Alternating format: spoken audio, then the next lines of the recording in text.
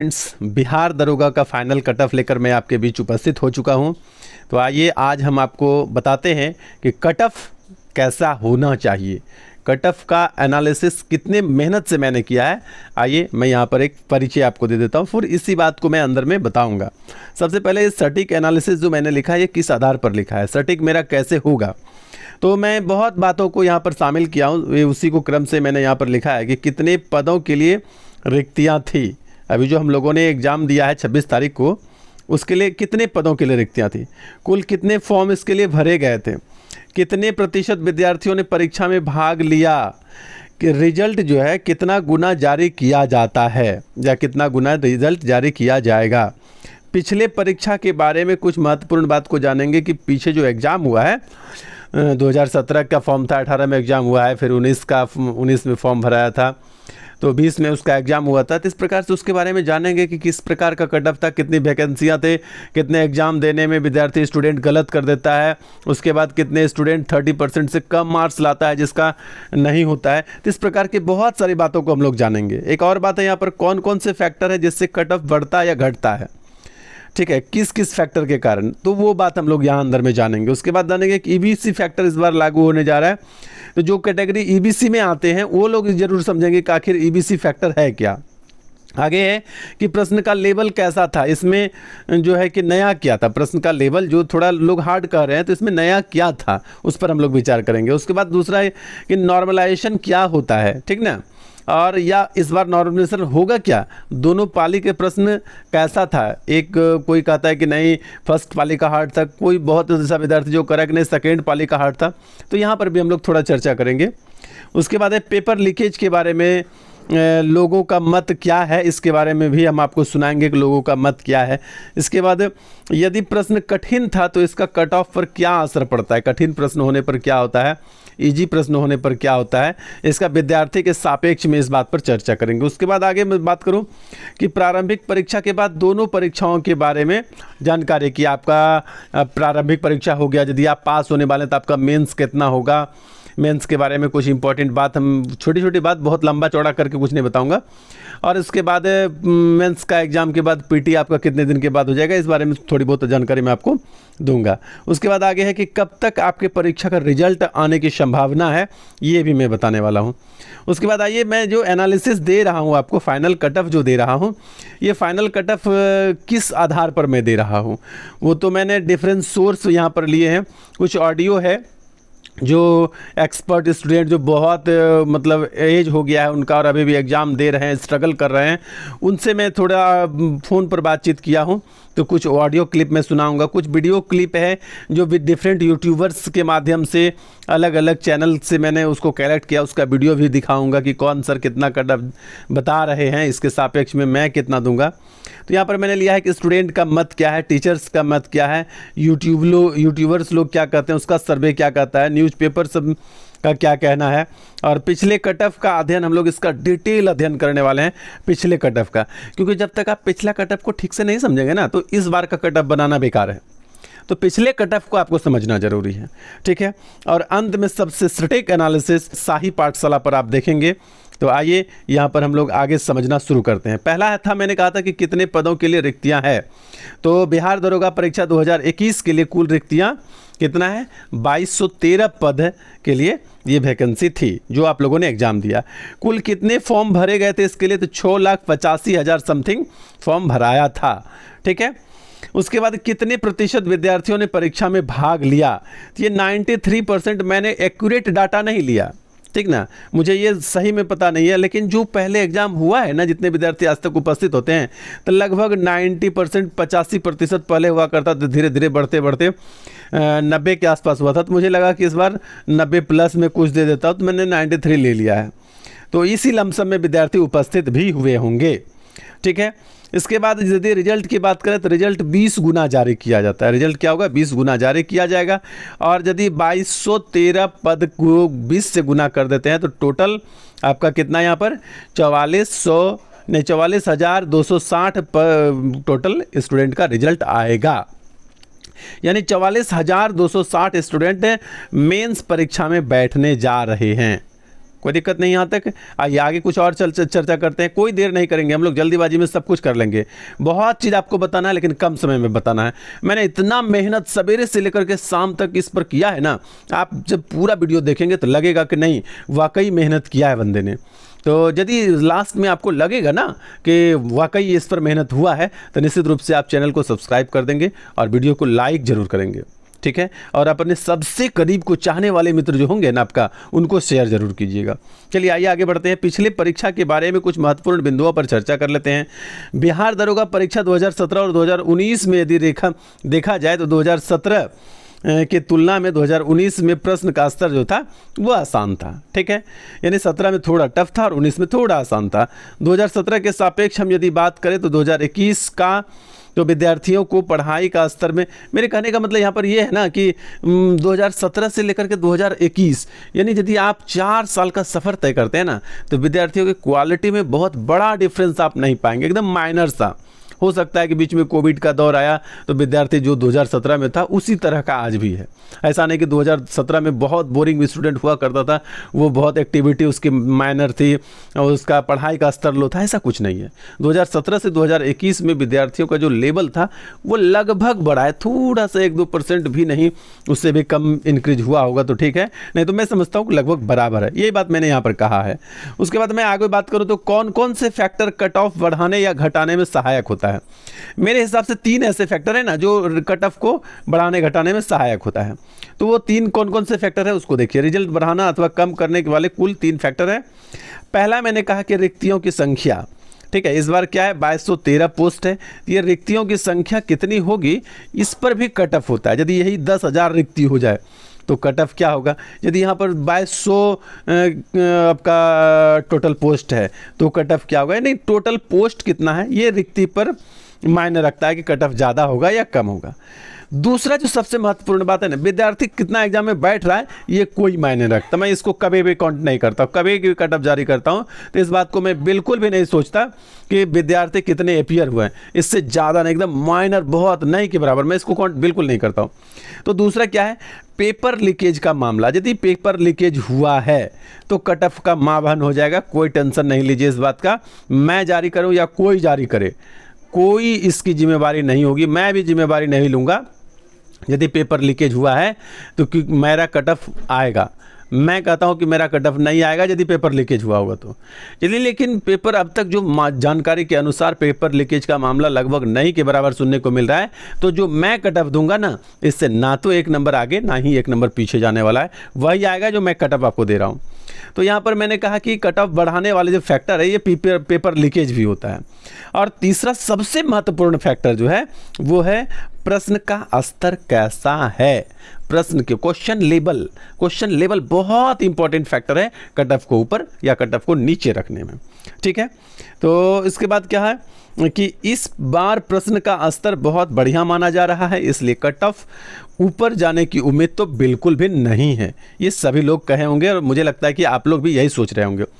EBC factor की मैं बात कर रहा हूँ, जो स्टूडेंट ईबीसी कैटेगरी में आते हैं उनके लिए एक बहुत इंपॉर्टेंट सूचना है कि आप लोगों का हाइट थोड़ा कम किया गया है। अच्छा, यदि हाइट कम कर दिया गया तो मान लीजिए कि बहुत ऐसे स्टूडेंट्स जो पढ़ने में वाकई अच्छे हैं, सब कुछ अच्छा है, लेकिन हाइट फैक्टर की वजह से वो फॉर्म फिल नहीं कर रहे थे, तो इस बार तो वो हो जाएगा। तो इसमें से यदि कोई विद्यार्थी ऐसा है कि पहले वो भरने में एलिजिबल नहीं थे, इस बार एलिजिबल हुए हैं, तो ईबीसी वाले स्टूडेंट को कुछ ना कुछ कैटेगरी, चाहे 1 नंबर ही प्लस क्यों ना हो, ये होना पड़ेगा। अब तक के जितने मतलब एवरेज अनुपातिक देखा जाए तो वो निश्चित रूप से 1 नंबर ईबीसी वाले को इस बार चोट पड़ेगा। चलिए, ये हो गया आपका ईबीसी फैक्टर। अगला है प्रश्न का लेवल कैसा था, इसमें क्या नया था, तो इस बात पर भी थोड़ा चर्चा कर लेते हैं। इस बार प्रश्न का लेवल अच्छा था, जिसको मॉडरेट टू हार्ड कह सकते हैं। इसमें नया क्या था, तो नया इसमें यह था कि समाज शास्त्र, दर्शन शास्त्र और मनोविज्ञान आदि के प्रश्न देखने को मिला, ठीक है, जिसकी उम्मीद छात्रों को पहले से बिल्कुल भी नहीं थी। वो बिल्कुल भी ऐसा नहीं सोच रहे थे कि हमको समाज शास्त्र का प्रश्न पूछ दिया जाएगा, दर्शन शास्त्र का प्रश्न पूछ दिया जाएगा, मनोविज्ञान के प्रश्न आ जाएंगे, ऐसा बिल्कुल भी नहीं था। मैंने एक वीडियो देखा, ठीक ना, मुझे एक स्टूडेंट ने व्हाट्सअप किया था, तो मैंने एक वीडियो देखा, उसमें क्या कह रहे थे कि घटिया किस्म का भांग खाकर प्रश्न सेट करता है आयोग के कर्मचारी लोग, ठीक है। बहुत आयोग के कर्मचारी पर वो नाराज़ थे, ऐसा उस वीडियो में दिखाया जा रहा था। खैर कोई बात नहीं, कुछ भी बोले कोई, आयोग को जिम्मेदार होना चाहिए और प्रश्न का लेवल ऐसा नहीं कि वो सिलेबस से बाहर जाएंगे तभी प्रश्न का लेवल मिलेगा। सिलेबस में रहकर ऐसे ऐसे प्रश्न खंगाले जा सकते हैं ना कि स्टूडेंट वहाँ पर भी दम तोड़ने लगेगा। लेकिन पता नहीं आयोग को जो होता है ना सरकारी कर्मचारी, वो निश्चित रूप से काम करते करते नीरस हो जाता है, घटिया किस्म का हो जाता है। चलिए ज़्यादा कोसना ठीक नहीं है, आगे चलते हैं हम लोग। आगे ये है ना कि नॉर्मलाइजेशन होगा या नहीं, इस बात पर कुछ लोगों का था कमेंट। वैसे मैक्सिमम लोग ये बात जानते हैं कि बिहार दरोगा का प्रश्न नॉर्मलाइज नहीं होता है, ठीक है। उसके बाद दोनों पालियों के प्रश्न की बात किया जाए तो द्वितीय पाली के प्रश्न प्रथम पाली की तुलना में थोड़ा आसान था, ऐसा मुझे भी लगता है और बहुत सारे स्टूडेंट का ये मानना था। हालांकि कुछ ये कह रहा है कि नहीं प्रथम पाली का आसान था, लेकिन ऐसा मुझे नहीं लगता। प्रथम पाली का थोड़ा सा, बहुत ज़्यादा नहीं। आयोग ने यह पूरी संभावना उन्होंने अपने स्तर से दोनों पालियों को बैलेंस रखकर बनाया था, लेकिन विद्यार्थियों के बीच आने के बाद ऐसा हुआ कि प्रथम पाली थोड़ा सा 1-2 या ज़्यादा से 3-4 नंबर तक के लिए ऐसा लग रहा था कि ज़्यादा है, और उतना सा थोड़ा सा सेकंड पाली वाला आसान है। खैर कोई बात नहीं, आगे बढ़िए। इसके बावजूद भी दोनों पाली एक ही कट ऑफ जारी किया जाएगा, दोनों पाली के लिए एक ही कट ऑफ जारी किया जाएगा, अपना अपना किस्मत और अपना अपना तकदीर। चलिए उसके बाद पेपर लीकेज के बारे में लोगों का क्या मत है। अब तक लोगों से जो मैंने पता किया है, बिहार के किसी भी परीक्षा में पेपर लीकेज का मामला क्या है, बिल्कुल आम बात है, और पेपर लीकेज ना हो ऐसा तो हो ही नहीं सकता, नहीं। लेकिन इत्तेफाक की बात, अब की बार जो बिहार दरोगा का परीक्षा पिछले दिनों 26/12 को आपने दिया, इसमें लीकेज की बात सामने नहीं आ रही है। रेयर एक आध विद्यार्थी कहीं कहीं बोल रहा है, वो भी इस बात की पुष्टि नहीं कर रहा है। यानी यदि हल्का फुल्का आंशिक स्तर पर कहीं हुआ भी है ना, तो उससे कोई फर्क नहीं पड़ने वाला है। पेपर लीकेज का मामला यदि सचमुच नहीं है तो जो मैं कट ऑफ दे रहा हूं, मैं फिर से एक बार बोल रहा हूं, उसके इर्द गिर्द ही रहेगा। उसके 1 नंबर आगे पीछे हो सकता है, 2 नंबर 3 नंबर आगे पीछे नहीं होगा, इस बात की मैं गारंटी देता हूं। आइए देखिएगा मैंने कितना ठोस कट ऑफ तैयार किया है। आगे आइए, यहाँ पर मैंने एक बात और शामिल किया है कि प्रश्न यदि कठिन था तो कट ऑफ पर क्या असर पड़ेगा। साधारण सी बात है, प्रश्न कठिन है तो कट ऑफ ऊपर नहीं जाएगा, बल्कि वो कुछ ना कुछ नीचे आएगा, ठीक है। अब तक आपके परीक्षा का रिजल्ट आने की संभावना, अच्छा कब तक आप जो एग्ज़ाम दिए ना 26/12 को, इसका रिजल्ट कब तक आने की संभावना है। तो मुझे पिछले रिजल्ट के हिसाब से यदि मैं आपसे बात करूं तो 40 से 50 दिनों के बाद के तक में जो है आपका रिजल्ट आने की उम्मीद है। और यदि इस हिसाब से देखा जाए तो फरवरी के दूसरे या तीसरे सप्ताह में आपका रिजल्ट आ जाएगा। उससे पहले आ जाना चाहिए, लेकिन बाद नहीं होगा। उसके बाद और मैं बात करूं प्रारंभिक परीक्षा के बाद दोनों परीक्षाओं के बारे में थोड़ी जानकारी की, तो फाइनल रिजल्ट में पीटी का मार्क्स नहीं जोड़ा जाता है। यानी आपको मेंस में बैठकर जो है उसकी अच्छी तैयारी करनी होगी, नहीं तो आपका मेरिट नहीं बनेगा।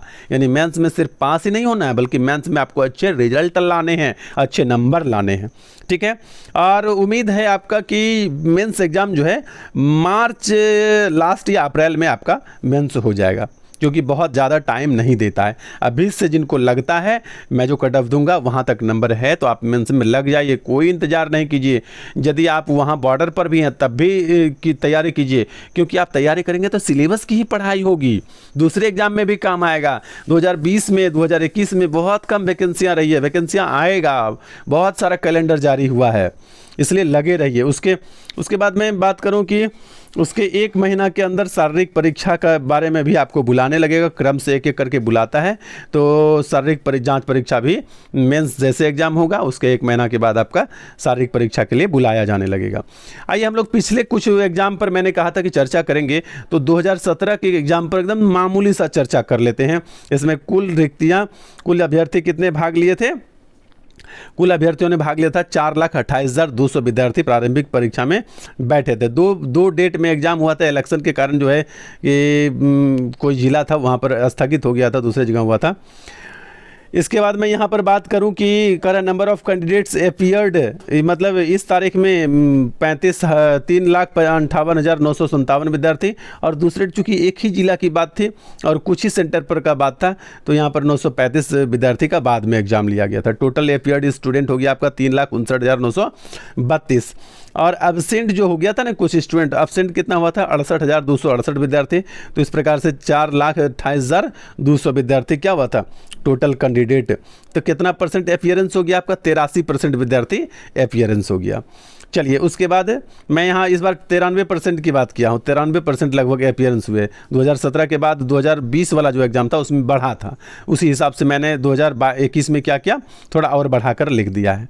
ठीक है, आइए इसके बाद यहाँ पर क्या लिखा है, total number of remaining candidates. तो शेष बचे हुए कैंडिडेट्स में क्या हुआ कि कुछ डिसअपियर्ड, मतलब होता है क्या, फॉर्म भरने में जब आप आंसर OMR शीट भरते हैं ना, तो उसमें सिग्नेचर करने में, तो किसी का रोल नंबर करने में, इस प्रकार से बहुत प्रकार की समस्याओं के कारण वहाँ भी कुछ छटनी हो जाती थी। यहाँ भी देख रहे हैं कि 1044 आपका 10,044 क्या हुआ, छटनी हो गया। तो बचा कितना, 3,49,888। उसके बाद है टोटल नंबर ऑफ पास और फेल। पास और फेल का क्या है कि देखिए होता क्या है ना कि आपने एग्जाम दिया, यदि 30% से बिलो यानी नीचे नंबर आपको आया है तो आयोग का चाहे सीट रिक्ति क्यों ना रह जाए, ठीक है, 2223 स्टूडेंट को लेना है। यदि 2223 स्टूडेंट को लेना है और 30% से कम ही नंबर सबने लाया, 10 ही सीट उसका फुल का है नहीं हो, लेकिन 30% से जिसने नीचे नंबर लाया है उसको उन्होंने मतलब अगले एग्जाम के लिए नहीं बुलाएगा, यानी फेल हो गया वो। तो फेल हो गया था कितना, तो 1,79,428 स्टूडेंट फेल हो गया था, यानी 51% विद्यार्थी उस बार फेल हो गए थे। समझिए कि क्वेश्चन का स्टैंडर्ड कैसा रहा होगा कि आपका 51.2% विद्यार्थी बिल्कुल 30% भी मार्क्स नहीं ला पाए थे। ठीक है, ये है कट ऑफ फैक्टर। चलिए आइए और आगे हम देखते हैं। उसके बाद यदि कट ऑफ की बात करें तो मैं बहुत लंबा चौड़ा नहीं, लेकिन जनरल में मेल का 109 था और जनरल में फीमेल का 63.6 था। 109 में यदि आप 2 से भाग देंगे तो आप समझ जाइए कि 55 क्वेश्चन आपके सही होने चाहिए।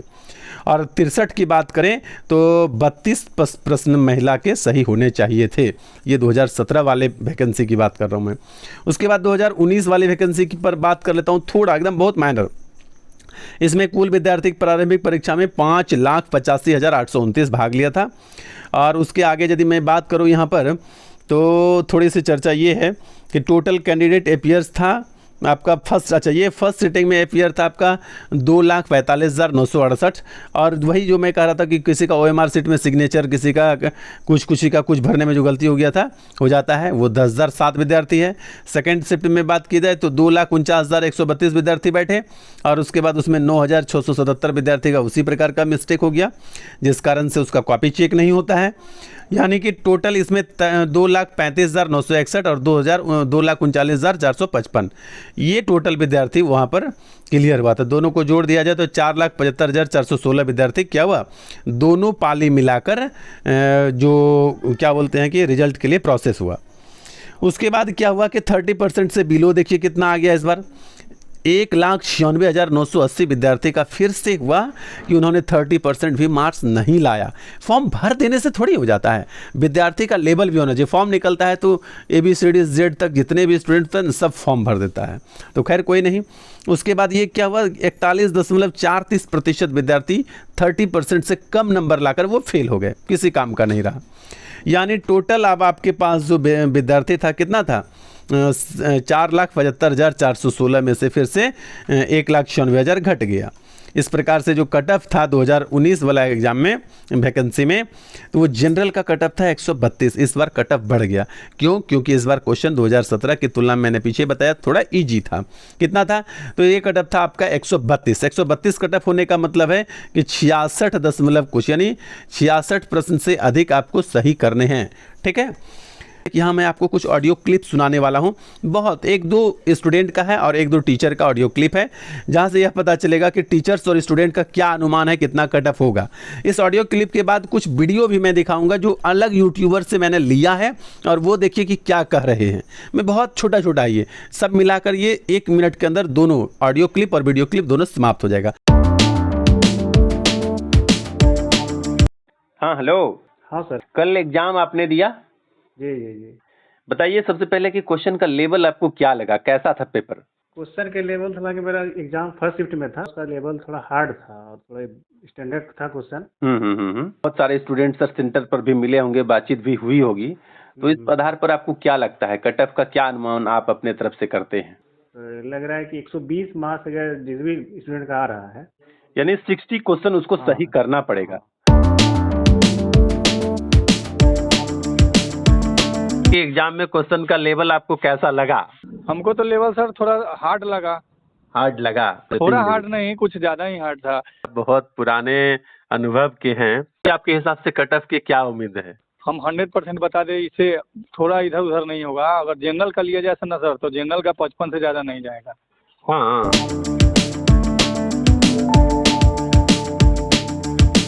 ये एग्जाम कैसा रहा? एग्जाम ठीक रहा है। कल का पेपर कैसा था? थोड़ा तो हार्ड था, 50% बनाने लायक था क्वेश्चन। अब हाँ, हाँ, 50% थोड़ा इधर उधर से सिलेबस से इधर उधर पूछ दिया। ये बताइए कि कट ऑफ क्या आप उम्मीद करते हैं? मान के चलिए 60 से ज़्यादा नहीं जाएगा। कल का पेपर कैसा रहा? ठीक ठाक बोल सकते हैं सर। क्वेश्चन का लेवल बताइए। क्वेश्चन का लेवल सर बहुत ऊपर था, क्योंकि जो सिलेबस में था उस सिलेबस से क्वेश्चन पढ़ा ही नहीं था। क्वेश्चन आउट ऑफ सिलेबस, जैसे दर्शन शास्त्र हो गया, समाज शास्त्र से हो गया, लोक प्रशासन से हो गया, ये सब सब्जेक्ट से क्वेश्चन डाला गया। चलिए, ये तो ठीक है। क्वेश्चन का लेवल कहने का मतलब आपके हिसाब से आउट ऑफ सिलेबस था, यानी हार्ड था। कितना कट ऑफ उम्मीद हो सकता है? कितना आप क्या सर? हमको उम्मीद लगता है करते कि जनरल कट ऑफ सर बहुत ज्यादा हो गया ना, 60 नंबर बहुत ज्यादा हो गया। हाँ सर, नमस्कार। नमस्कार नमस्कार। अभी कहाँ है सर? अभी तो हावड़ा जा रहे हैं, ट्रेन में है। अच्छा, ट्रेन में है। कल दरोगा वाला एग्जाम हुआ सर, आप देखे पेपर? हाँ, पेपर तो कुछ देखे जो अच्छा, यूट्यूब वगैरह पर देखे, तो क्या पेपर लगा से सर? बाहर क्वेश्चन का आया। लेवल कैसा था? क्वेश्चन का लेवल ठीक था सर। लेवल तो देखिए प्लस ग्रेजुएट लेवल पे है, वो भी दरोगा का है। अच्छा, ये सर बताइए कि आप बहुत पहले से अनुभवी हैं, बहुत पुराने समय से देखते आए हैं, सभी एग्जाम पर आपका नजर बहुत पैनी रहता है, तो ये क्वेश्चन लेवल पर आप क्या कहते हैं, कट ऑफ क्या होना चाहिए? देखिए, क्वेश्चन का लेवल ठीक था। लेवल जब बढ़िया रहता है, क्वेश्चन ठीक रहता है, तो कट ऑफ तो थोड़ा नीचे गिरेगा ही। कट ऑफ अब जैसे इसमें कट ऑफ ज़्यादा नहीं जाएगा, 60 से 65 के बीच इसका कट ऑफ रहने का चांस है। हाँ, हेलो। हाँ सर। हाँ सर, अच्छा, कल का जो एग्जाम हुआ इसके बारे में आपका क्या लग रहा है कि क्वेश्चन का लेवल किस प्रकार से था? कल के एग्जाम में क्वेश्चन इजी तो नहीं था, मॉडरेट टाइप का था, या तो उससे ज्यादा हार्ड भी बोल सकते हैं। यानी मॉडरेट टू हार्ड, आपका कहने का मतलब मॉडरेट टू हार्ड। हाँ, क्वेश्चन इजी नहीं था। जी, अच्छा, ये बताइए सर कि आपके हिसाब से अनुमानित कट ऑफ क्या संभव है? इस प्रकार का क्वेश्चन है, आपने अध्ययन किया है इस पर? नहीं तो 55 से अबव जाएगा। 55 से अबव या 60 के 1-2 नंबर इधर उधर हो सकता है। 55 से अबव जिसका जाएगा, हमको लगता है कि हो सकता है उनका। हाँ सर, गुड मॉर्निंग। जी सर। सर, कैसा क्वेश्चन था? वरी लेकिन टाइट था। टाइट तो था एकदम, हर बार से लगा कि बढ़िया एकदम स्टैंडर्ड है क्वेश्चन। आप कहाँ हैं सर? Probation office Patna. अच्छा, आपको कॉल किए ना, हम सोचे कि कट ऑफ पूछ लें कि सर से कि क्या कट ऑफ हो सकता है सर, इस तरह का प्रश्न पूछा गया है। तो देख रहे हैं 55-60 बोल रहा है।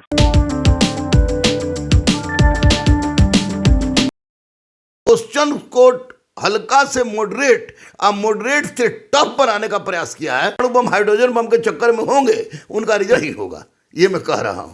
इसमें शब्द है कि 65 से 68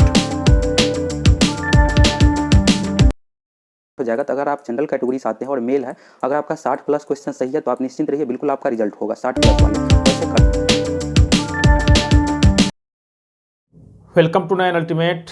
यदि आप जनरल से है तो आपका 130 से 135 नंबर यदि आपका बढ़। हेलो फ्रेंड्स, मैं रंजित जीएस आज तक में आपका स्वागत करता हूं। तो जनरल का कट ऑफ मैंने 130 से 135 ये मार्क्स बताया था, ठीक है।